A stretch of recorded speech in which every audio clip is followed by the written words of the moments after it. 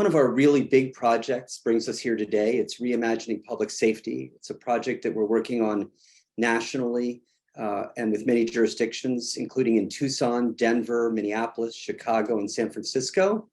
We have a website, safetyreimagined.org, where you can see all about the work. I'm just going to say a little bit about the work now and then introduce the website. So there's two important components to that work. One is a research component, where we are going to all of those cities and asking questions about how both municipal officials and members of the community understand what public safety is, how we might reimagine it, what's being tried in those jurisdictions, whether it's working, whether it's not, what could be improved. We also have a design part of the project where we've enlisted experts from around the country in a wide variety of topics, including social service delivery, working in impacted communities, juvenile justice, helping the unhoused, people with substance use issues, policing, dispatch. Again, all of that is the folks that are working on this are on our website. But as we've done this work, one of the things we hear over and over and over again is people in other cities saying, do you know somebody in other cities we could work with? Do you know anybody in another city who we could connect with? This sort of deep desire for a community of practice. And that led us to start this webinar series. So this is our first webinar. And we have over 350 people signed up for it already.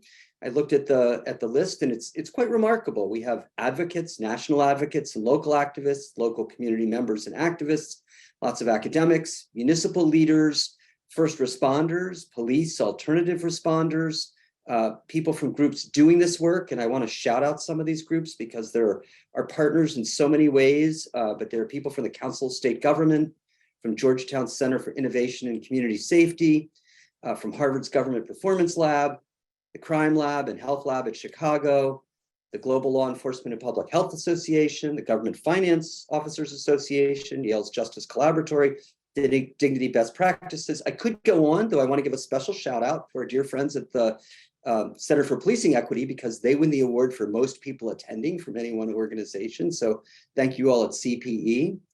This is the first of our webinars. We're going to do one in March on training and one in April on how to scale up reimagining public safety programs. We're running a offline project on computer-aided dispatch, and we'll bringing results on that. Stay tuned for all of that. Again, you can find us at safetyreimagined.org. And if you want to write in after this or during it with suggestions or ideas that we should hear, it's RPS for Reimagining Public Safety at policingproject.org. And with that in hand, I'm going to introduce you to the folks that are on the screen with me today. They're folks that we work with all the time, and we're very grateful for you being here. I'll give you some introductions, and then I'm going to start a round of questions. And Tamara, the first question is going to go to you, so you're forewarned. So Tamara Leach, Dr. Tamara Leach, is a sociologist and an Andrew Carnegie Fellow. She's actually living in Denver now, was a professor at Montclair State, right across the river from me in New Jersey. And her work focuses on the well-being of young folks, mostly who live in marginalized and underserved communities. And Tamara, we're thrilled to have you here. Then below her on my screen, but I don't know about yours, is Chad Kasmer. Chad is the chief of the Tucson Police Department. We've worked on and off with Tucson on a number of projects over the years. Chad was appointed chief in 2021 and of great interest to this project. Before that, he was actually on loan running the city's 911 dispatch center. So Chad has experience in both of those. And finally, at the bottom of my screen is Ivy Lee. Ivy is the policy advisor to San Francisco's Mayor London Breed on areas of public safety and victims' rights. She has a long career in working on progressive legislation with people from the Board of Supervisors, and perhaps of special importance to me, Ivy is a graduate of New York University School of Law. So Ivy, it's good to see you. Ivy wrote me one of the nicest emails I've ever received several years ago around Christmas time, and no good deed goes unpunished. So ever since then, we've been working with Ivy. It's good to see you all. I want to start with a round of questions that really are about the nature of reimagining public safety and what we mean by it. So Tamara, you have done work in many communities, but even on just this project, I know you've done work in Denver and Tucson and Chicago, and you've talked to community members about how they understand public safety, what they'd like to see reimagined, or I think you're going to tell us even just imagined. And so if you could just start us off by talking about, what's the impetus of this work as we can understand it from communities? Thanks, Barry. I'm excited to be here. It's a little daunting to talk on behalf of community because, as we know, the definition and focus of public safety differs by community. So just to be clear to everyone, my most recent work over the last few years has really been focusing on those communities that are most affected by public safety practices, who have the most calls for service and the most runs. And across the cities that I've been working in, there seems to be some shared agreement that just defining public safety includes the idea of shared responsibility for both preventing and responding to emergencies. And then the other kind of shared agreement is the idea that everyone should have the ability to have their basic human needs met without risking people's mental and physical health, right? And so even though it differs by area, the idea behind reimagining public safety is that there are residents of some communities, especially certain microgeographies within every city, that haven't experienced any of those aspects of public safety themselves within their lifetimes, and which is what Barry's kind of alluding to when he says, just imagine it first before reimagining it, right? So if we recognize that, and it seems like academics, practitioners, police officers, everyone kind of recognizes that, we're presented with the issue of either reimagining the definition of public safety and whether or not we think everyone has a right to those things, or reimagining the system.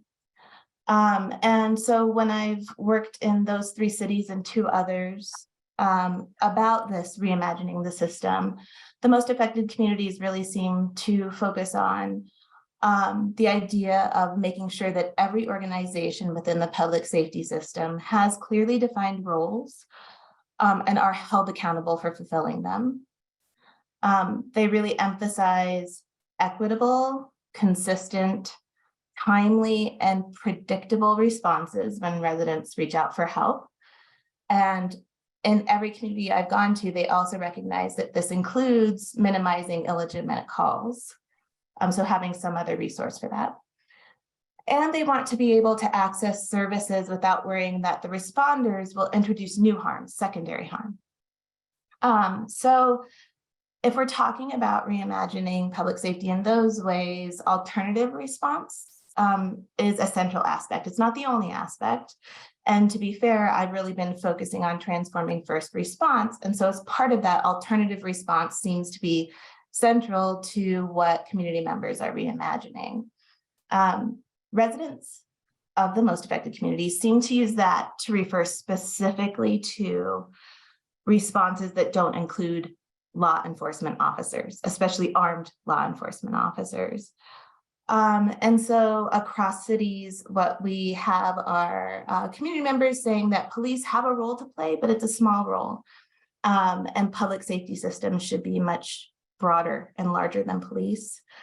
They want alternative response to free up time for police officers to focus on those direct issues that they're most skilled at and prepared to offer services for. And so what we see in every single city we visited is that people from these communities are hesitating to reach out to 911 for legitimate issues because of fear that police will be dispatched. So overall, in the communities I've been working with and hearing from, they call 911 looking for protection, prevention, and help. So that means they're looking for solutions, not just responses. And so the idea of reimagining and producing alternative response is to not check off the box by saying there was a response, but to check off the box by saying there were some solutions offered and figuring out who are the best people to offer those solutions. Emma, if I can just two follow-ups, one from me and one just a really quick question I want to ask you. First, just in case there are people listening who aren't familiar with the lingo, calls for service refer to the data that we often get when somebody calls 911 and the purpose of the call is recorded, and runs them refers to the responders who are going to answer that. Tamara, just one interesting point that I know came up in some of your early work that maybe will help us set the stage, which is you've talked to a lot of municipal officials. Well, we've talked to a lot of municipal officials, and you've talked to a lot of community members.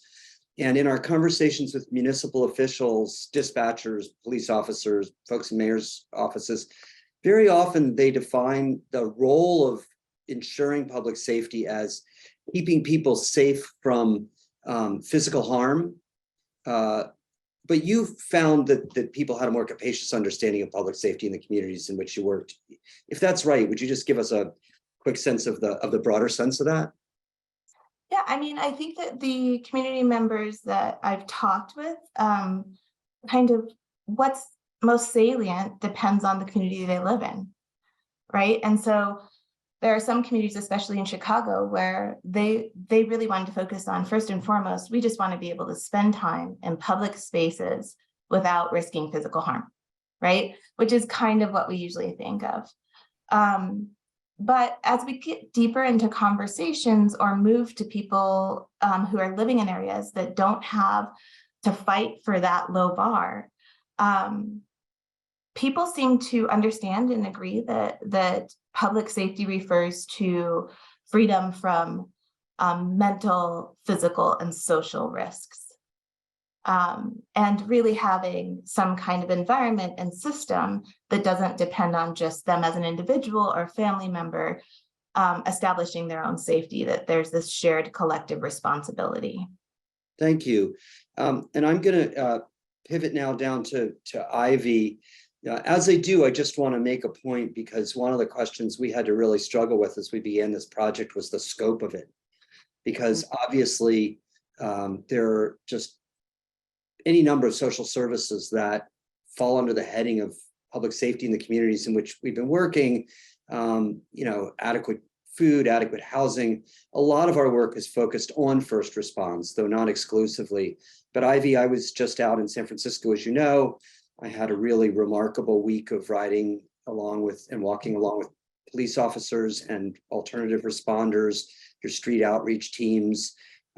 You're doing so much in San Francisco. I'm sure that it doesn't leave a lot of time for sleep and family, but if you could just give us a sense of how you're understanding this idea of reimagining public safety, and just an insight into what kinds of things you're doing in San Francisco, that'd be great. Sure. In San Francisco, I think this really, our effort really began in the summer of 2020. Not that reforms, like criminal justice reform, was already ongoing, but this actual, intentional development of alternative first responders that would not involve someone who was armed, that really, I think, took off during that summer. What we focused on right away was the situations that I think everyone was in agreement that did not require an armed response, or that often, resulted in worse impacts as a result of us using and deploying police officers as our first responders. And so that was really the behavioral health crises. This is the unhoused individuals that were in crisis. Those were the two main kind of areas that we wanted to focus on. But at the same time, we wanted to take a look at all of the different interactions that armed police officers currently had with the public, either in response to calls for service or of their own volition, right? Like on views. And that is, when they are out in community and then they view something, they observe something that appears to be a public health risk or a public safety risk, and that could escalate. That was something also that they were acting on. And so how do we minimize those interactions as well? And, for the mayor's office, it's not enough for us to have a good concept. I think this mayor in particular, because of her own background growing up in public housing and struggling with police misconduct at times during her upbringing, it was very personal for her that this has to be an effort that both deals with reimagining what our first responder response is, setting up alternatives, but also economic justice on the other side of the coin, as well as how to keep, she has to keep everyone safe, prevent violence as much as possible on an everyday basis, no matter what community you're in. So we started with the alternative response, the street crisis response team, which is comprised of paramedics, peer advocates, as well as clinicians, responding to all of our behavioral health crises calls. We then moved to opioid and overdose response teams, as well as street wellness teams, to deal with folks that perhaps were not having, as emergent of a crisis, but still clearly needed help. Concurrently, we started recruiting retired police officers who are unarmed and considered civilian employees of the department to also provide additional eyes on the street. We also worked with community groups to try to develop a multiracial kind of safety patrol in neighborhood commercial corridors, so that we could show, for example, in Chinatown, we would have, the Street Violence Interruption Program paired up, who are mostly Black and Latino men, paired up with Asian American staffers from Community Youth Center. And so in Chinatown, CYC staffers would be introducing the SVIP, the violence interrupters, to small business owners, to residents, and trying to really deal with this tension that was rising in San Francisco and maybe in other cities, of this tension between the Asian and the Black community as well. So also trying to think about how to deal with this. And then at the same time, and I'm just mentioning a few of the things that we're doing on the ground. And then, but last and not least, I want to talk about two things, which is continuing to disaggregate the police function so that we could carve off as much as possible off of police officers' plates and onto different either city departments or other entities. So that's things like, blocked driveways, noise complaints, animal control, that all of those. And then very last but not least, I'm just going to say we really needed to strengthen our victim services and support, because once you are a victim of a crime, if you do not feel safe, if we cannot deliver that feeling that you are cared for and you're what happened to you, it needs to be acknowledged. That has to happen. Otherwise, we lose traction for the other kind of alternatives and the reimagining that we want to do. Thank you, Ivy. Yeah, it's remarkable to me how after George Floyd's murder and the protests in the spring and summer of 2020, so many jurisdictions, a light went off for them about needing to do this work, which, I think it was high time for. I've been writing about it for some time. And you started where I think a lot of jurisdictions do with behavioral issues, but I admire your willingness to look past all of that, in part because, I know most jurisdictions are having a very hard time staffing their police departments even. And so, there's a real good question why we're using police for a lot of this, if they're not the right responders and if we have other needs. I'm going to pivot to Chad. Chad, it's good to see you. We've known each other a long time. I'm going to acknowledge before I ask you a fact question, something which is, it must be hard at times since that spring and summer to be the uniformed officer in the room. This is obviously your profession, and I know you've given your heart to it, and I know you care profoundly about the issues that we're talking about today. And so, but I want to acknowledge that sometimes it must be uncomfortable. I know you're passionate about all this, and so I'd like to invite you to say a word about your passion, and in addition, start to tell us some of the things that are happening in Tucson around alternative response, because I know Tucson's taken somewhat of a different, there's an overlapping perspective with San Francisco and some of the approaches, but you also in Tucson have done some very different things. Thanks, Barry. It's actually an honor and a privilege, and I see it as a great responsibility to participate in conversations like the one we're having today. So thank you to my colleagues. I'm humbled to be in the presence of both of them and you, of course, Barry. So they've done a great job really of laying out two great perspectives that I think our listenership today has heard a blending of. And I'll just add a short contribution to that. You know, the opportunity for my profession right now, and you said it, Barry, I've been doing this for over 23 years. It's my life's work. It impacts my family, my friends, my two boys growing up, and it impacts my community. So it's a deeply personal level of work to me. Like many folks in our country, my family has challenges. I wear the uniform. I used to say 40 hours a week. It's a lot more than that now as the chief. But we struggle with mental health and substance misuse. We've lost family members to opiates. My younger brother's a recovering addict. Lots of mental health challenge in my family. So my lenses come from my lived experiences and my 23 years of service in the public safety team. So where are we at?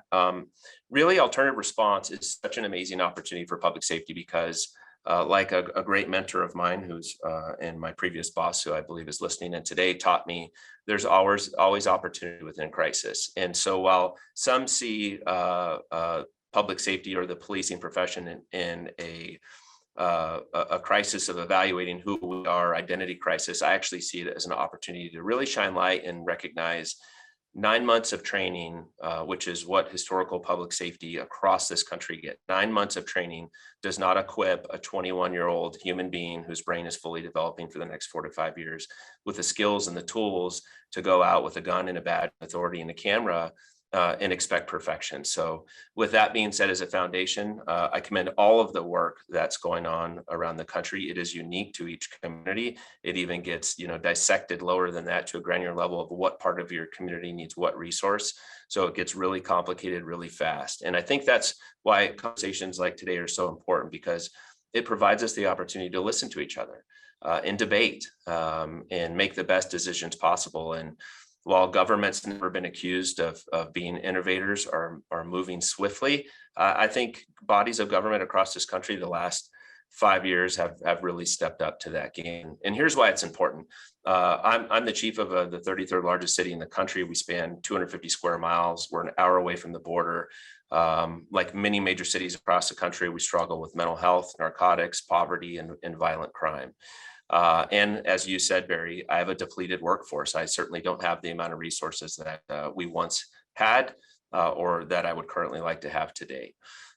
So what have we done about that? I'm really proud to say that under the leadership of my mayor, Regina Romero, and city manager, Michael Ortega, and our 6 council members, that we've really moved in our own moment of crisis. That was during the murder of George Floyd, and we had our 2 own in custody deaths, which were national high profile news and deeply impacted our credibility within our own community. But within that, something was born. That was a community safety pilot that then evolved to the Community Safety Health and Wellness Program. That program's been in play now for over 2 years. Our focus is simple. Let's put the right work in the right hands with community guidance. We have invested almost all of our ARPA dollars that we've received, over $150 million, to that program and other community nonprofits that support the work within the program. But really, that's the essence of it. How do we scale? And while you can invest in a police department, you can have these other conversations too. They're not competing, or independent of each other, but they're actually complementing. And so some of the things that I'll quickly just, I'm proud to highlight is our commitment to our Housing First. The city's purchased over 3 hotels.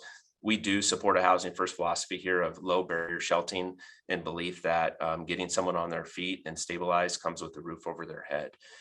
We are a contributor as a police department to that conversation, but certainly not the driver of these programs I'm going to touch point on. We have a Tucson Collaborative Community Care, which is a joint Tucson Medical Center and Tucson Fire Department program, which really tries to peel off high system emergency communication systems, which I'll refer to as ECCs, of high utilizers, and helping them and figuring out, hey, why are they calling 911 so much, and what can we invest? We heard Dr. Leach say preventing and responding, and sometimes we say it that way, or front end or back end investment, and sometimes it's a blend of both of those things. We've also invested in community care coordinators, community violence interrupters. We have launched in 2022 a program coordinator for the unsheltered population, and we recently just brought on a business navigator. And the reason the navigator is so business, because like many communities and bodies of government around the country, in response to just an explosion of fentanyl use, which is a contributing factor to the unsheltered population, there is a demand for this immediate response. And we are discussing really complex problems today. And when you peel the emotion out of it, anybody who's been in a relationship recognizes complex relationship issues don't get solved in one counseling session or one exchange of communication, but complex problems are going to take a little bit of time. So again, a lot of what traditional police or fire response to these complaints historically are now going in the hands of other city and community workers. So it's not on the responsibility of the police department. I want to close with one of the best things that we developed was a homeless encampment protocol, which again, what used to be primarily a police responsibility where the community would call 911 or they'd call the police department directly or through the council offices would say, I have an unsheltered encampment and I want them gone. Where they don't understand the law, there's no compassion. And what we're really trying to get at here, and my colleagues have led on to that, is root cause solutions. What is driving the challenge? Because for far too long, government has been playing whack-a-mole and we're just shifting problems and really not solving them. So with that, I'm going to pause for questions. Thanks, Chad. By the way, I like very much that expression you used, getting the right work in the right hands. And I do want to shout out, we have lots of people from government on this webinar, and it's easy to poke fun at government for being slow-footed, but I actually just think it's almost breathtaking the amount of work that's gotten started since the summer of 2020. I want to highlight a difference in some of the things Tucson's doing from San Francisco and give us some awkward vocabulary, and I'm going to invite better. So in some way, as I've read the reports of our research teams and looked at what the jurisdictions are doing, San Francisco has done what many jurisdictions are doing, but I think they're out ahead in many ways, which is what you might call front-end response or immediate response or emergent response, which is the call comes in and we have a set of responders who are not the police, who go out and try to address the problem, obviously with the ability to call in the police should they be necessary. But I think one thing that Tucson really is in the lead about is trying to look at the data and figure out who are frequent users of the system, and then not in response to an emergency, but actually when things are not at a crisis point, go out to those folks and see if you can't identify the root causes and reduce the demand then on the emergency response system, though obviously, and underscoring all this is that we need to have handoffs to all of government. So, we call that back, and I don't like any of that lingo. And if along the way here today, you can give me some better vocabulary, I'm going to welcome it. And so is probably everybody else listening. Ivy, I want to flip back to you. So I know we're going to spend a chunk of time talking about all the challenges of this work, and all three of you understand maybe too poignantly what the challenges of the work are. But I thought it'd be nice to actually start on a positive note and talk about some wins, because I don't think any of you would be so involved in the work if there weren't the wins. And so if you've got some wins to tell us about in San Francisco, why don't you tell us about those? And then I'm going to ask Chad, and then I'm going to ask Tamara the same question. Sure. So, I think the biggest win for us is that we are actually, as an entire community, the entire city is having a very intentional and thoughtful conversation about what does it mean when we say that we want our police department and all of our public safety agencies to treat life as truly sacred, right? How do we manifest when we say that that's what we want and when people want help? How do we have a response that respects life as being sacred? How do we do that? How do we manifest that practically? Right.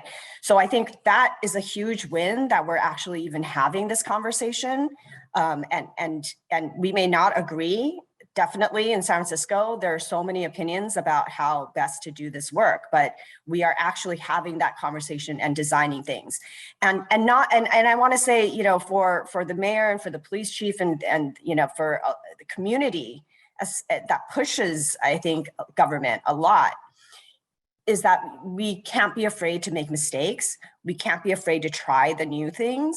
And so far, I don't think that the mayor and government has been afraid to actually venture into territory that we don't know if this will work, but then we will constantly try to improve. I think that has to be your attitude going into this work, because there is no perfect answer, and we're gonna make mistakes. One quick example of this is that in our street crisis response team, which was paramedics, peer advocates, and clinicians, we are having a really difficult time staffing clinicians on every single rig. And so, what, does that stymie the response then? I mean, we could allow it to do that, but right now what we're thinking about is, well, then how do we adjust the teams? Maybe we have clinicians on the phone and available, right, to the folks, to the paramedics on the rigs, versus having them join every single team. Otherwise, that may limit the impact that those teams can have. So again, it's like constant iteration of how can we do better. Another win is actually improved outcomes for the individuals in need. And I think like that, I really don't want to lose sight of that, because I think one thing that we learned early on is that you cannot just have the first response, you have to have the follow-up. And I think that's what the word that I would use, that instead of back end, is follow through. Who is following up with these individuals in crisis? How do we make sure that we have actually connected them to a service or treatment or something that will help them, whatever it is that they need? And our alternative responses are keeping that part, the follow-up, constantly in mind. And then I think the last thing that I would say is one major win is the fact that a few years ago, we didn't have an alternative, period. And now we do, right? And we have the opportunity, and Chad, thank you for raising this. It's like, we have so many crises going on in our city. In San Francisco, there's the police understaffing. Every city department is understaffed. There's an overall feeling that, our economic recovery is not going the way that it should, right? And the inequality gap and the gap in resources is still growing at the same time. So all of these different crises, gun violence is up, right? So it's very easy, and I think I reached that place a few days ago. I don't know if the rest of you ever feel this way, but I was really depressed about the progress that we were making, or the lack thereof. And I think, I had a few nights of insomnia, and then I was just like, you know what? I'm just gonna, we just have to work harder, and this will be like walking into a room that's a huge mess, and we're just gonna start with one corner and try to keep, and then work from there, But this is an opportunity. Police staffing is under, okay, that's fine. Then you know what? This is an opportunity to look at alternative staffing for the police. Maybe we need to increase our use of police service aides, right? Maybe we need to increase our civilianization of the department to alleviate the burden on sworn officers and to deliver the services that people want. So let me stop there. But yeah, so I think it's hopeful, because we have some major victories. We are not the same as we were a few years ago, and I think for the better. So thank you for all that. And I really was touched by your point that, we have alternative response. We didn't have that before, and that is incredible. And since everybody on this call is being so incredibly human, I will too, which is I'm definitely a man who's prone to getting a tear in his eye. And I have to say, when I was in San Francisco and with the street outreach teams, and I've spent a lot of time riding around in police cars and not as much with street outreach teams. And, I was just really struck at the difference. And one thing I want to say about the difference, because it is very easy to fault the police, but we lose sight of something, which is time. They're driven by the calls. They're always having to rush off to the next thing. And the street outreach teams didn't appear to, there's always need, but have that same time pressure and had the ability to actually sit and, ask people about the things they were struggling with and to try to provide them with some food and some help. And one thing that you mentioned, which we'll talk about more, which is the follow-up, or what I call the handoff also, which is all of this doesn't work unless there's something to hand it off to. Anyway, in the course of telling us about your wins, I want you to know that you mentioned all kinds of challenges. I was scribbling down notes as you said it, so I guess one takes the bitter with the sweet. But Chad, you want to give us some wins first before we get into the hard stuff?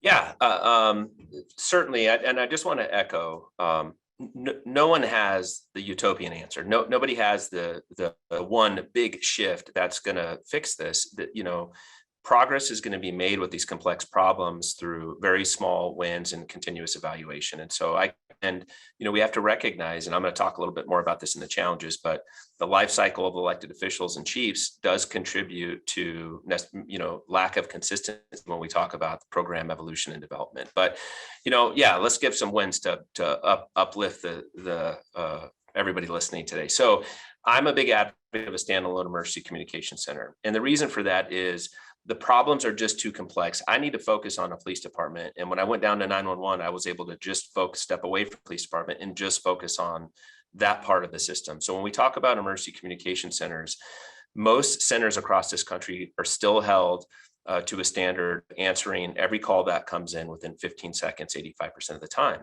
And when they don't, they get beat up by community and the media. And the reality is we can't have it both here.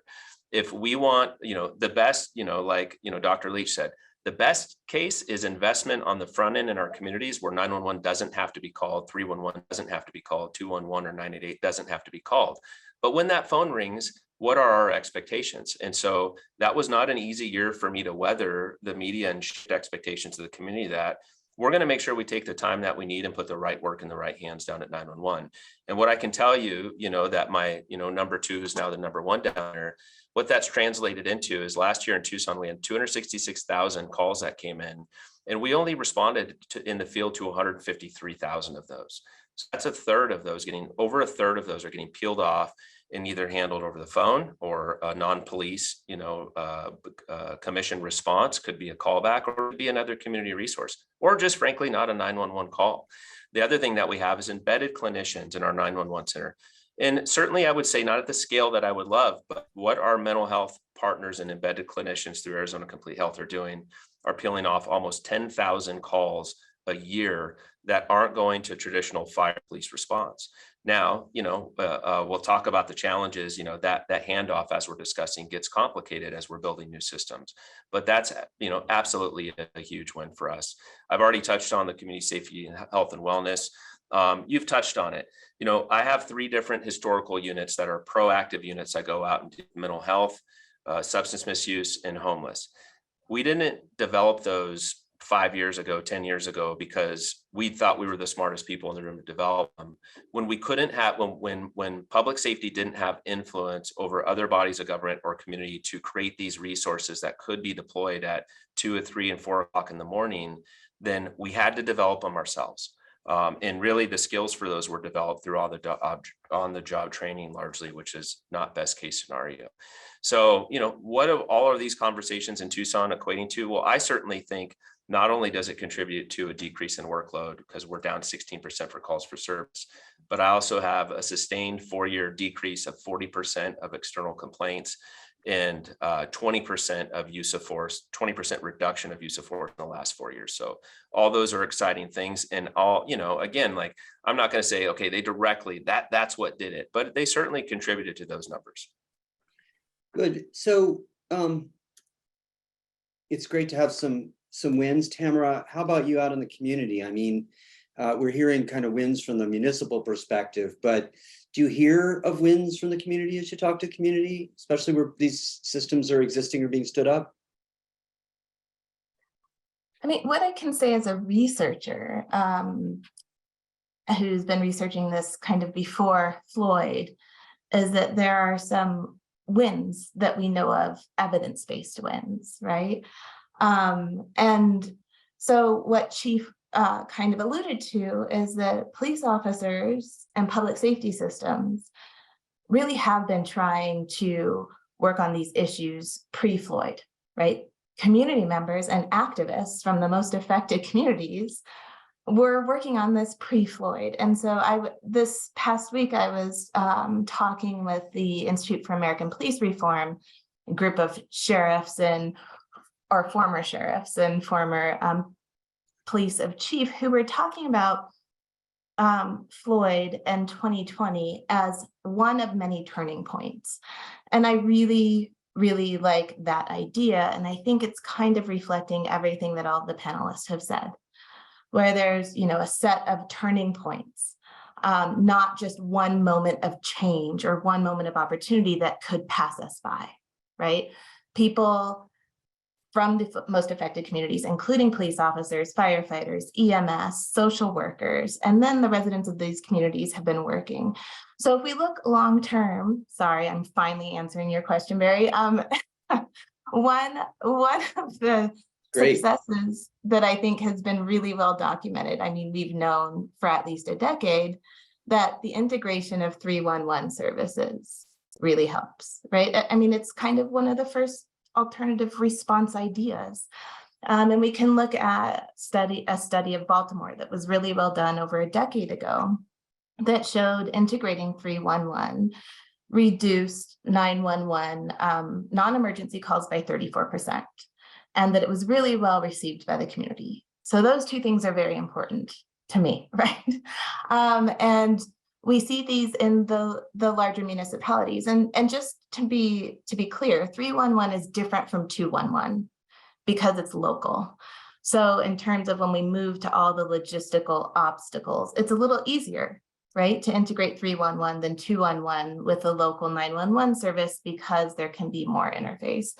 So I think 311 is a definite success we've seen and that we could build upon and scale up in a pretty easy way. Locally, now that I'm living in Denver, one specific success I can talk about is the STAR program, and specifically the integration of community members in designing it. So STAR responds, it's similar to the system that Ivy talked about. I could give more details later if people are interested, but the idea is for behavioral, mental health, substance use issues. There are vans that don't necessarily have to include a police officer that can respond. In designing this program, community members were heavily involved. Community members accompanied municipal agents when they went to Eugene to visit Cahoots. They had a say in naming the program. The people who were at the design table weren't just agency representatives, they were actual residents. There's an organization here in Denver called Denver Homeless Out Loud. And so it wasn't an agency representative from Denver Homeless Out Loud, it was an actually former homeless and currently unhoused person. And both of them were involved. And so the people who are at the table as community representatives are really important. And developing STAR, Denver did a good job of that, of not just having the usual suspects, the talking heads, the formal representatives. And that led to a lot of goodwill and buy-in from the community. So thank you all for the wins. I want to pivot to challenges.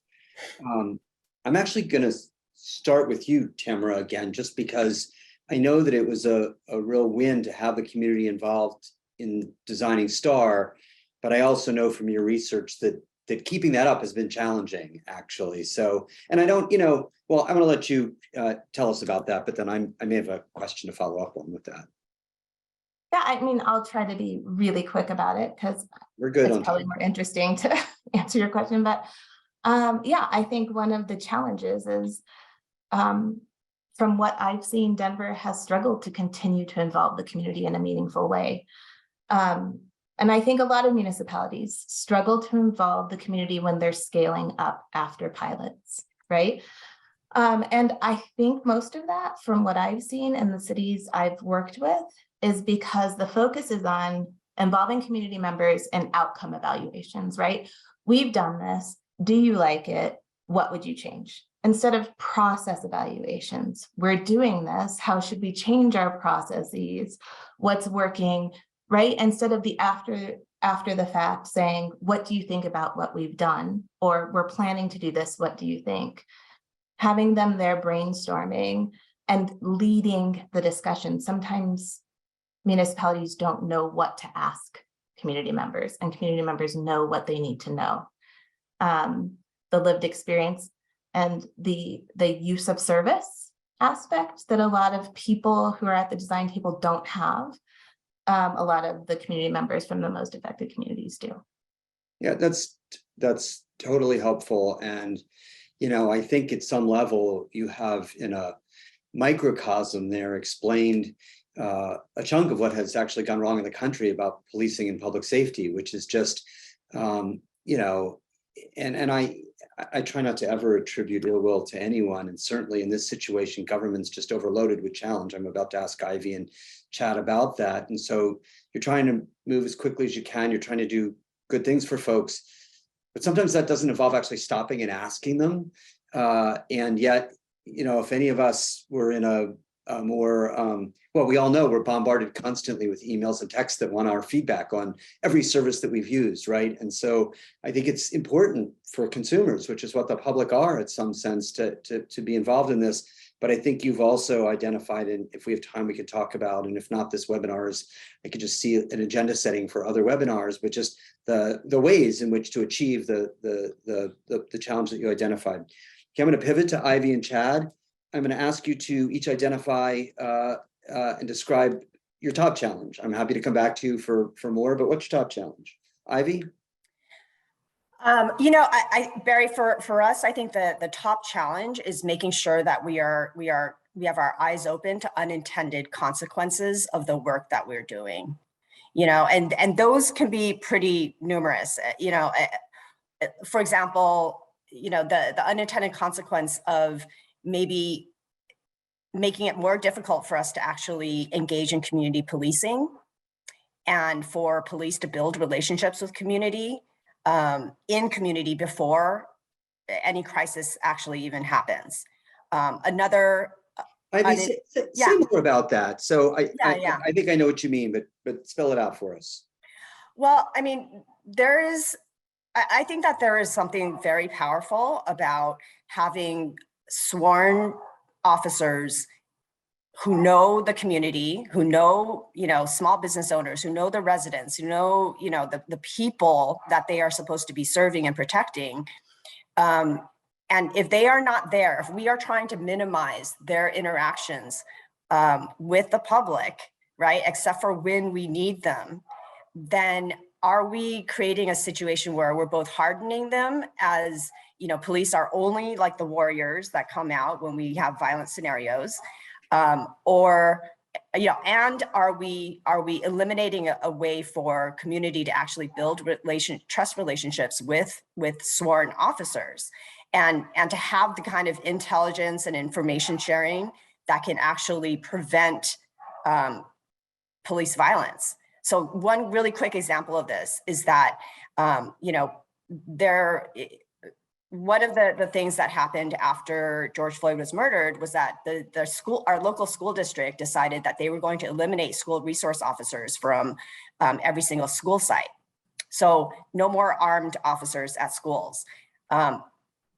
One of the issues with this is that a couple of the schools in the lowest income, highest number kids on school getting school lunches, vast majority of the school population, families of color, they loved their school resource officers. Actually, those school resource officers knew the families, knew how to highlight which families and students were really suffering from something that needed some attention right away, and what they needed. And because we did this blanket kind of action, or I would say the school district took this blanket action in reaction to the murder of George Floyd, that is what I think that was an unintended consequence, using this blanket policy when it didn't fit the needs of that actual school site. So, there's another example I'll give you of a police officer who actually knew a kid who he later found with a sawed-off shotgun. And because he knew this kid, he didn't use force to actually de-escalate the situation and get the shotgun away from this child. You know, he was able to talk to him. He knew the family members. He could call the mom. And without community policing, without police in community, you know, outside of when we deploy them for emergencies, I'm a little worried about, like, is that something that we're creating? We're eliminating that, you know, aspect of things. So I want to just offer a couple of comments about what you just said. One deeply reaffirming and one somewhat questioning, but I think it's so first of all, the point about unintended consequences is incredibly important. Like, I can't remember who said it, but there's this famous quote that says, the chief cause of problems is solutions. So, so I think we always need to be attuned to that. And, you know, I think historically in this country, it's interesting. It was seen as such a terrific innovation when we had radios and police cars, and you could direct police officers to go where there was a need. And, you know, but what happened is all of a sudden cops were in their cars and not getting out of their cars and shooting all over town. And it is interesting how much in working in communities you hear this desire for officer friendly. Now, I don't know if officer friendly was a real fact or a fiction and that people remember, you know, but I do think that you raise one of the real interesting challenges here, which is that if, you know, suppose the country just went like all in on alternative response, and every single place that you could imagine that there was a responder who, to use Chad's words, was the right hands for the right job, what does that leave police doing?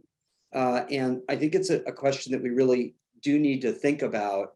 And we certainly find, for example, in Chicago, we're working with the city on a neighborhood policing initiative and with grassroots groups and with communities. And they very much, you know, one of their largest demands is to have less attrition, to have officers who are in the communities, out of their cars, getting to know them. You know, the one thing I'll point out, which I don't think you disagree with, but just it was telling as you told that story, which is, it would be possible to have those same services in the schools that are not armed officers, that are developing those relationships. And one of the things we've done in this country is just figured that, you know, police are just sort of like the one size fits all front line, and we haven't thought enough about what that front line should look like. And so, you know, obviously that's the point of this conversation. Well, so this is the thing, is I don't think that, I think you're absolutely right. And I think that, you know, when we have our retired officers who are unarmed, when we have police services aides, when we have people from the community who can serve as public safety, like peace, you know, peacekeeper, you know, roles, that then we don't need to have the armed officer on site and building those relationships. We have other ways to build relationships where we remove the threat or the risk of gun violence, right? Or police violence. So I think there are ways around it, but we have to be mindful that that's what we're, you know, that is possible. But the top challenge, besides all of these unintended consequences, actually, in my mind, is the infusion of politics and this us versus them mentality that infuses this topic. If there was one thing that I could do magically, it would be to remove the politics from this conversation and from the work that we need to do, because it is toxic, and it I think results in very reactive responses, you know, that don't work on the ground, policies that are being proposed by people because it sounds good, they're easy answers, and that goes both ways, right? That goes both ways. To like both, like, we just need thousands more officers on the street, which is also not the answer. But then it's also not the answer to completely eliminate anyone from with a public safety purpose, you know, coming from government. It's like that's also not a non-starter. So anyways, I think that is the politics of it is really harmful. I'm not sure it's just politics, actually. You know, if you had your magic moment, you could achieve that. I'm not sure I would recognize the United States of America, because it seems like all we do these days is line up on one side of an issue or the other and scream at each other, which I agree is deeply unfortunate. I'm going to turn to you, Chad, but I just want to flag something that else that Ivy said, because my pet peeve in this space is that I think one of the things we need the most on the street are folks with mediation skills. And one of the groups we're working with is Dignity Best Practices, who's helped Dayton set up a mediation program that I think is really promising to achieve that. Anyway, Chad, I didn't expect to dig this deep with Ivy. Let's see if you can pull out as interesting a challenge as Ivy did, so that it's worth moving this deep. So I'll Beautiful comments. Thank you, Ivy. A lot of my frustrations you just spoke about as, again, a father, community member, and a chief and part of the public safety team. One of my big frustrations is we haven't taken the time as a country to evaluate why the policing profession failed in the eyes of the country. There's no context provided for the volume of work we do, the amount of calls for service that we go to, and the bad outcomes that occur. And when you look at that data set, and it's data driven, and you look at that, the scale of response to use of force is a better average than Michael Jordan, but you've never seen that on the news. And that's with 9 months of training and once or twice inadequate in this company that are in this country. That includes and I put my own shop in that mix. We're getting better, but it's not where it needs to be. It's in evaluating. Part of that is, and Ivy touched on it. It's not just evaluating if officers are only going, or public safety is only going to the highest priority calls where there's chemical and mental health impact to your body, physical impact to your body due to the stress of the calls that you're going to, and no unpacking of those experiences.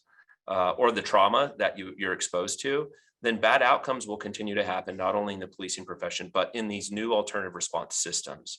And so that's one of the things that I don't think we spend enough time talking about is, as we send other partners to these calls, to do this work, they too will experience trauma and be exposed to things they might not be prepared for. And I don't think we've in a meaningful way really thought about how we're going to unpack those experiences for these new team members. So actually, I want to ask you and Ivy about that briefly, but then I'm going to go back to Tamara because you used the E word, and I want to ask Tamara about that as well. E being evaluation, which is something we just don't do enough of. Chad and Ivy, have either of you? I guess I'm supposed to be more orderly and ask one of you at a time. But have you seen this sort of burnout and trauma happening with alternative responders this far in? Ivy, you're shaking your head, so. Oh yeah, absolutely. I mean, and it's not just in response to being asked to carry a heavier burden and responsibility, but I mean, it's something that I think officers, what we have done to officers, like the policing profession, as Chad mentioned, it's like, I think there is a toll. There's a toll that's taken on the spirit and the lives, the well-being of officers that we never talk about. And we should.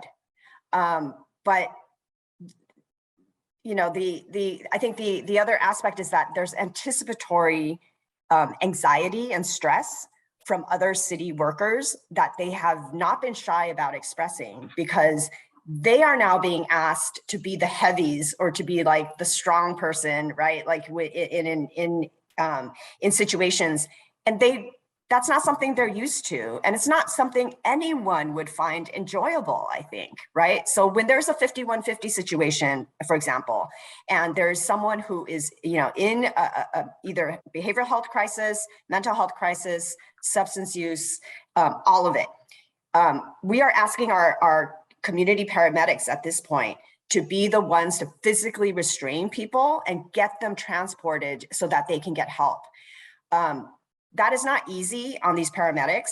And I don't think that we have done enough yet to make sure that we're taking care of the people that we're asking, so much of. Yeah. Good.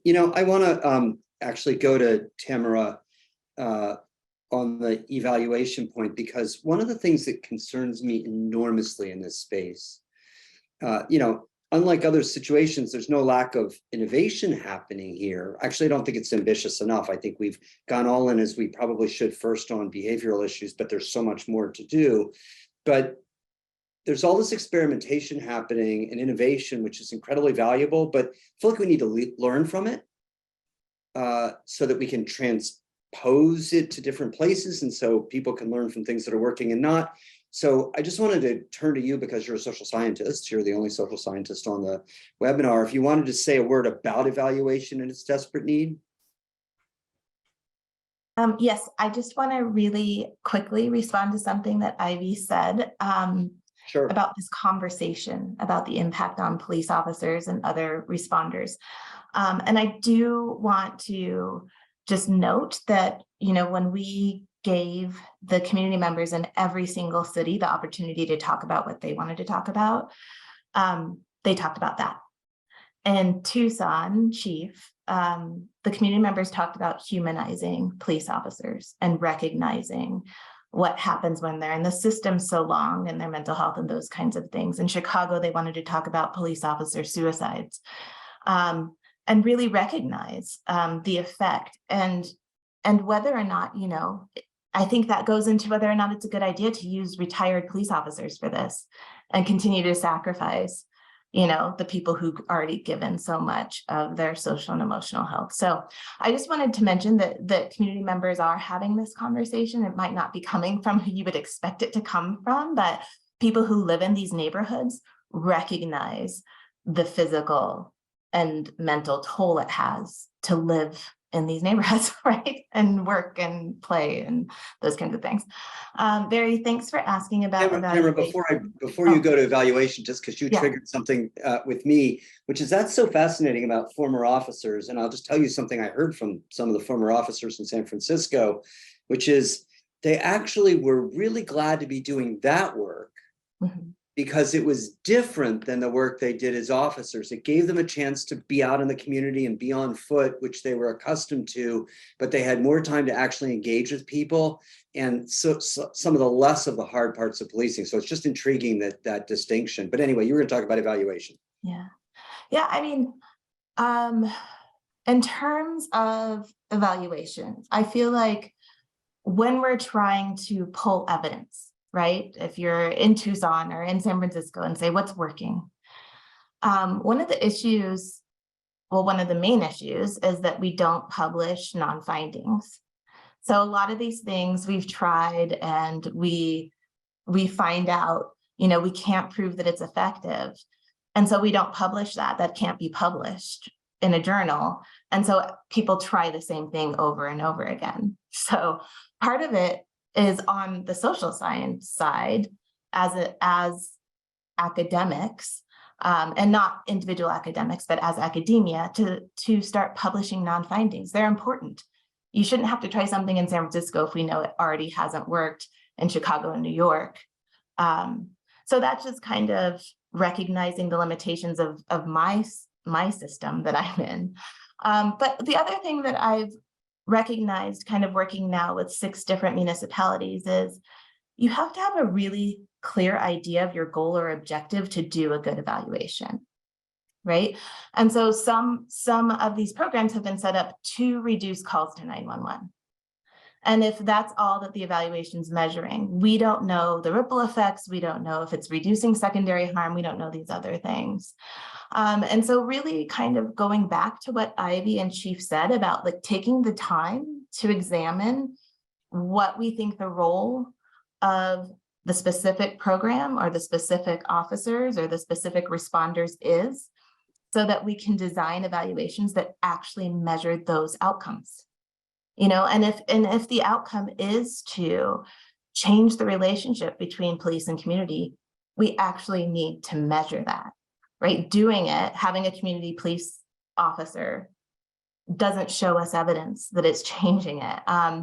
And so I think that it's on both sides. I think it's on us researchers and I think it's on the municipalities and the communities to really be clear about what the objectives are, what it looks like to have a win, because we can't measure whether or not that happens if we don't know what we're looking for. Sorry, Barry, can I just say to Tamara, I think that's so important. I love that you brought that up, because right now, I think what we take a look at is like use of force, right? We have a mandatory report that San Francisco, presents. SFPD has to present on a quarterly basis, all of the different uses of force that have happened. They have to quantify it. They have to say what the race was of the individual where that is involved. Whether or not there are officer involved shootings, that sort of thing. Like we measure it that way, but we never measure like trust, like has that improved, and I don't know that what we do right now is really truly capturing the outcomes. I don't know, Chad, do you guys do the same thing? Do you just look at kind of that kind of data? We do. I love this conversation because it's really, again, shifting, recognizing, public safety and government hasn't done a great job of embracing evidence-led or evidence-based strategic decisions and conversations. And in that continuous evaluation through being transparent with acquiring and then showing the public with that data, right? But that goes back into the complications of life cycles of, major city chiefs at 3 years and elected officials who might be on a 2 to 4 year cycle, right? And those numbers could immediately get somebody removed from office. So those are the challenges. It takes a lot of courage. Yes, I'm leaning heavily on data as a chief, but I have not been shocked by anything I've heard today, any of the feedback I've gotten by this project, because I'm out in the community listening and engaging and letting them guide and contribute to decisions that I'm making as a chief. But I think what all of these things that we've discussed are actually super complicated and do make all this work challenging. But I'm going to pivot to, in my opinion, the foundation of the biggest challenge that I see is building relationships. How do you create trust and connection within this new group?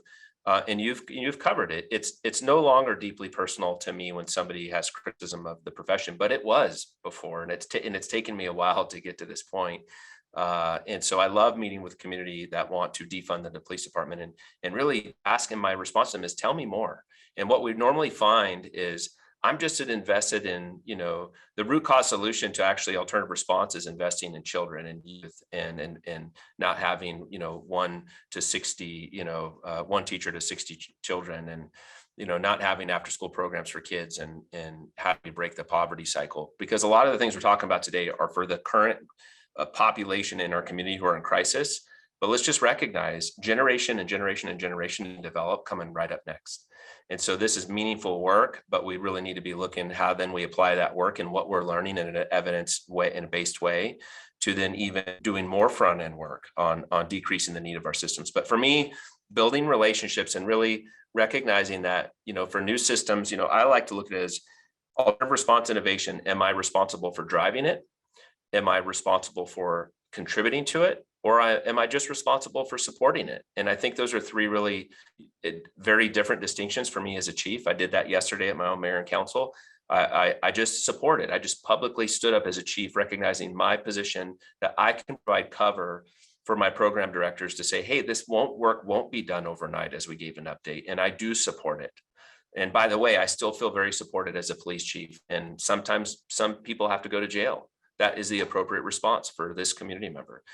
So I just want to emphasize building and maintaining the relationships in that tolerance for human errors and setbacks, because again, if we learn from the policing profession, those are going to occur. We're going to have a bad outcome occasionally. And then how do we be transparent?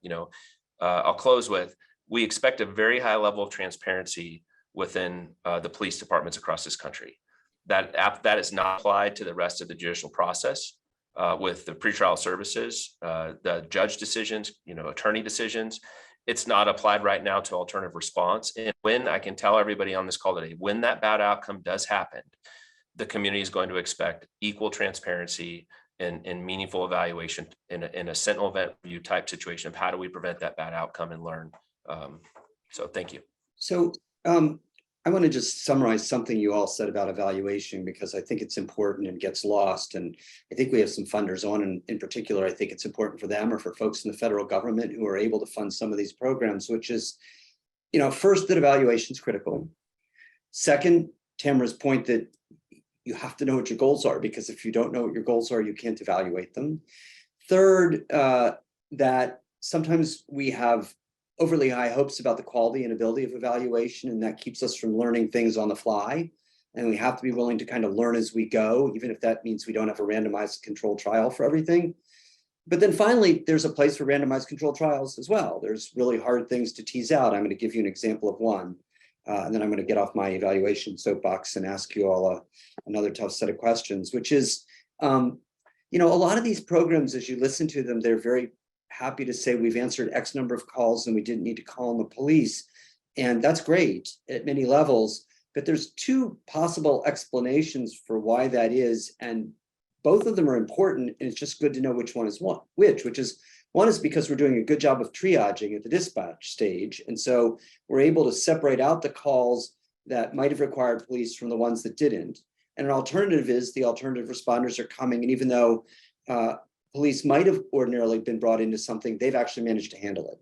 Well, those are both good outcomes, but they're different kinds of outcomes. And it means that sometimes we have to just dig deeper to do some of that really refined learning. I'm going to use that last point, though, to ask you all a question that's been on my mind. And I know Chad mentioned it when we talked before, which is, okay, so you're setting up these systems. I see complexity. Before, there was a system that didn't work very well all by itself, which was there was dispatch and there was the police. But now there's dispatch and there's a variety of responders. And you may have clinicians in the dispatch center. And are you encountering difficulty with the proliferation of systems, and any word about how you're going to manage that? Anyone want to jump in, Ivy or Chad? I'm going to go back to Tamara, because I think we have to manage community expectations once we get there. But have you run into any trouble or thought ahead to sort of like we have a lot of systems now. How are we going to fit them together? Short answer is I see all these systems as being part of the public safety team now. So this is the full team. So it's, public safety in Tucson is police, fire, emergency communications, all equal partners to community safety, health, and wellness resources. So we all have to have some decision-making authority. That's the good news. The bad news is we're still working on, the leadership level of and direction out of the city manager's office, because it's new and it's big and it's complicated. So I would certainly encourage investment of that right person and city leadership or county leadership to oversee that program. Ivy, I'm going to go to you, but I just want to underscore something Chad said, because it's come up in a lot of different settings, which is this may even require reconfiguring of mayor's offices. So a lot of times I, encounter mayor's offices and there's somebody who's in charge of public safety, but that person in charge of public safety, that may be you in some way here, traditionally that has meant fire, police, EMS. And it was actually, one of our advisory board members, Danielle Outlaw, who runs the police department in Philadelphia, said, maybe we need a bigger umbrella.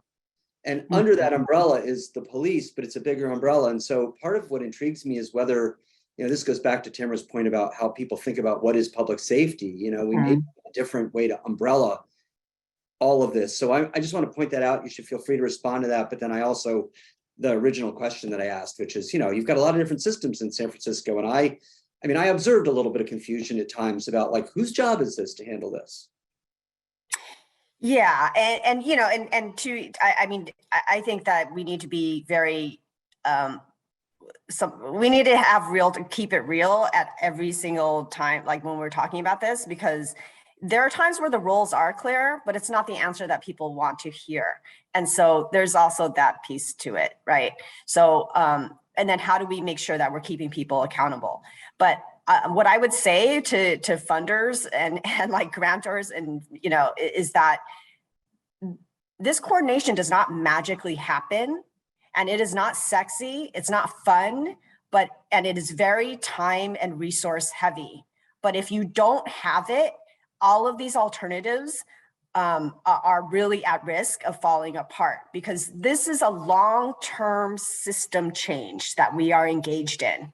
And you cannot do that without the sufficient staff. You cannot expect that someone magically at a department is going to step up and all of a sudden have everything, under control. All of our ambassador teams, for example, in San Francisco, all the street ambassador, unsheltered individual outreach, public health outreach, street medicine, all of these things are part of public safety. There is not a single nexus where all of this is being coordinated, right? So, if there's an investment piece here that people need to really expand, I would say it is the nuts and bolts coordination of all of these different efforts, and that does not exist right now. That's on the shoulders of Chad's. Chad's department has to fight for it. His local government has to try and come up with ways to fund it. Same in San Francisco. I'm sure it's the same in Chicago. So where is the support to help us do this? And where is the support to change not just the minds of officers and other public safety team members? We're sending SFPD officers from top to bottom on this Southern Sojourn trip. And I don't know if Chad, I don't know if folks from your department have gone on this. It is basically a journey to Alabama, to Tennessee, to kind of see what the roots of policing in America are and the racism that is inherent in this structure. So, and that actually is changing the hearts and minds of officers from command level staff, leadership, to the line, the regular line officer in San Francisco. And like, that is something that we need investment for. That is not something that we're using taxpayer dollars for. So just a pitch for like support that I didn't know I was going to allocate everybody some time for a pitch. I suspect there's some of the people listening who would also like their pitch time. But I do want to take your answer and go back to Tamara, because I hear you. So my two great concerns that have motivated, my involvement in this work is, first, that we wouldn't be ambitious enough, that we would start with behavioral health, and there's so many other alternatives and options like mediation, which is one of my big pet peeves. And the other is that, it's hard work, and that people will run into struggles and then they'll stop. And that would be, I think that would just be a travesty, because as you all are making so very clear, there's a hunger, there's a need, there's an interest, and we have to make it work. And I was going to ask Tamara about managing community expectations through all of this, but I also remember, from reading the work that Tamara's done, she points out that community members very often want alternatives that are available in their communities. They want them developed. They want to be able to use community-based organizations. I get asked about this all the time also. And something that, Chad and Ivy, that you said relates to that, which is, right, but we need infrastructure to pull those community-based organizations in. That's part of the problem, which is to use them effectively. We need to build out some of that infrastructure. Anyway, Tamara, interested in managing community expectations, but also just a word about community expectations of community-based organizations. I know I'm wildly off to anything that looked like a script before we started, so apologies to all of you. No, I was really listening to what Ivy said, and I'm still processing it. So sorry, but I'm struggling with the word managing expectations. I feel like this goes back to a lot of our previous discussions about recognizing that municipalities have a social contract with residents and vice versa. Part of that contract is meaning that you have responsibilities towards each other. And a lot of the way we've built the system is more paternalistic, right? Where we are providing services, we are protecting, we are doing this for the community members. So I feel like the idea of managing community expectations is more in that realm, instead of thinking of it as a shared contract, right? What is realistic for the municipality to expect from residents, and what is realistic for residents to expect from the municipality? Who has what responsibilities? Even the idea of gatekeeping and accessing alternative response. Right? There are some community members who want a direct line. I should be able to access STAR or TC3 or any of these programs directly. There are other community members who say, why do I have to decide when it's an emergency? How am I going to be the person who decides when a police officer should be there? I want to call 911 and do this. So in terms of recognizing that there are a lot of different expectations from different community members for different reasons, right? And I think Ivy said this from the beginning. The mayor is responsible for protecting everyone's safety, for responding to all constituents. And in terms of establishing shared expectations, I think that comes from what the chief said, is direct communication, not feedback from the community, but direct communication between residents and service providers. I love, Barry, your emphasis that, a lot of the community members I'm talking to, they don't want to reinvent the wheel. They say, just loop existing community resources into the system. But that's easier said than done. I mean, you have to have the financial resources, the communication resources, the infrastructure, all that kind of stuff. And also, when does that community organization become a part of the system and stop being a community organization, right? And so balancing all of these things is really difficult. I think it's, from my perspective, it's one of the biggest obstacles. The only other thing I'll put out there in terms of talking for community members is, what we've learned from paramedics, social workers, police officers, right? These different communities, their responses to a specific call are shaped by the culture and the structure of the system they work in. So when you're having these co-responses, the approaches are different. And even during that call, we see some kind of, resistance or conflict or those kinds of things. So it's not just putting in a system for which responder goes. It's managing different cultures and approaches and entry points to specific crises. And those community members themselves, the police officers, the social workers, the EMTs, they're going to run up against that even if you have a call system that works well. This is an incredibly rich conversation, and I probably shouldn't break the fourth wall, but I'm going to say I know how rich it is because you guys have also been very busy on the chat. So we're actually doing, which I hadn't expected from the panelists, that happens when you've got like a big group, but that's been kind of fascinating. I want to draw on that richness to ask you all one last question. I'm going to both do some introductory last remarks and then go around for a speed round so we don't run out of time. I just want to say to everybody listening, and we've got a really big crowd listening, that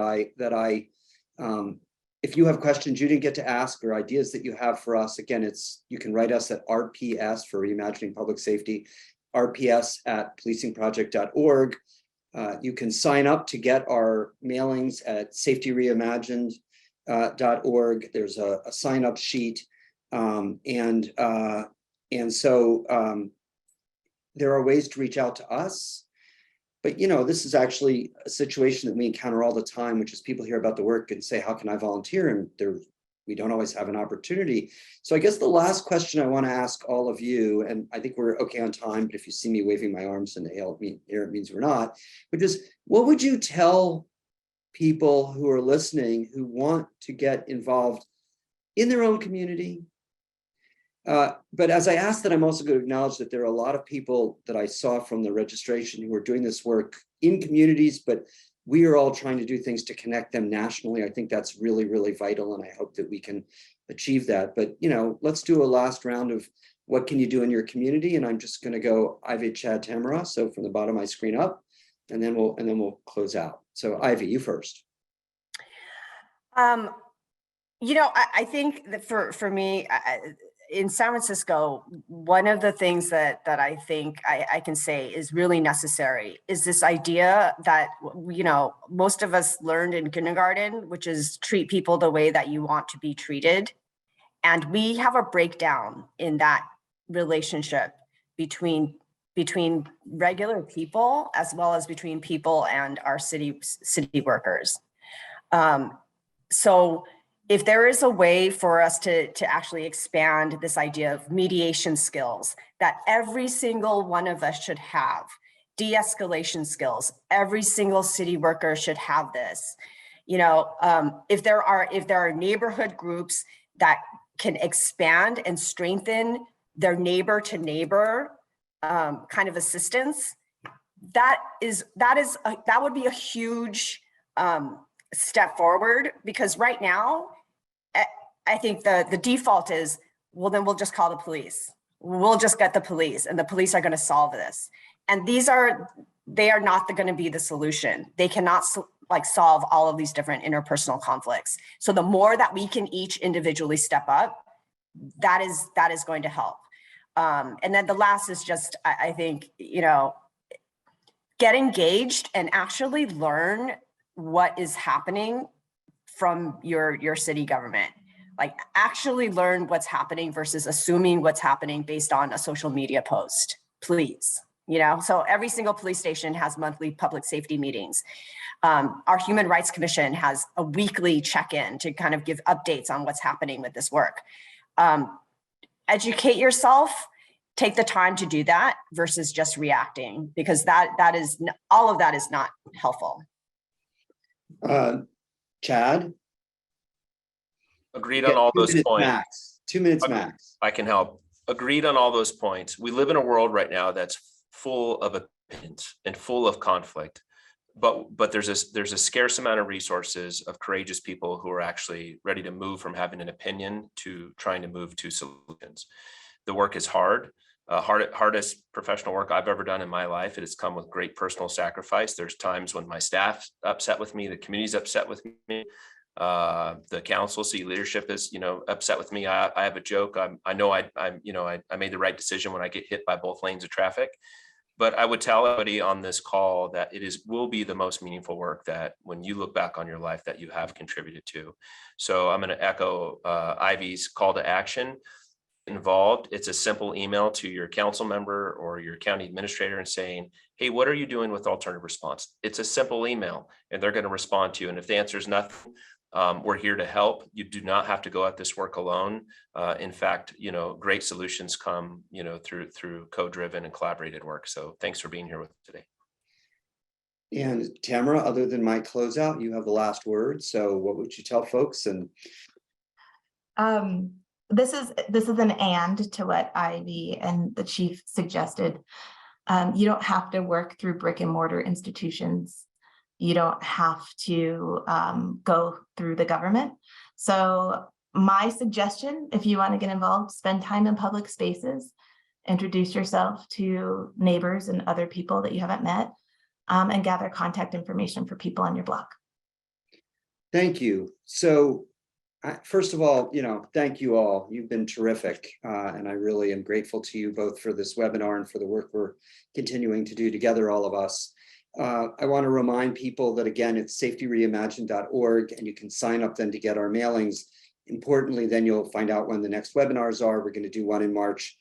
We have not picked a date on training and the problems and challenges around training alternative responders. And we're going to do something, I think, in April on scaling projects, which is something all of you have brought up, which is moving from pilots and handling the volume. I want to thank everybody for having been with us today. And again, if you have thoughts and comments, it's rps@policingproject.org. But mostly, thank you all. Thank you so much.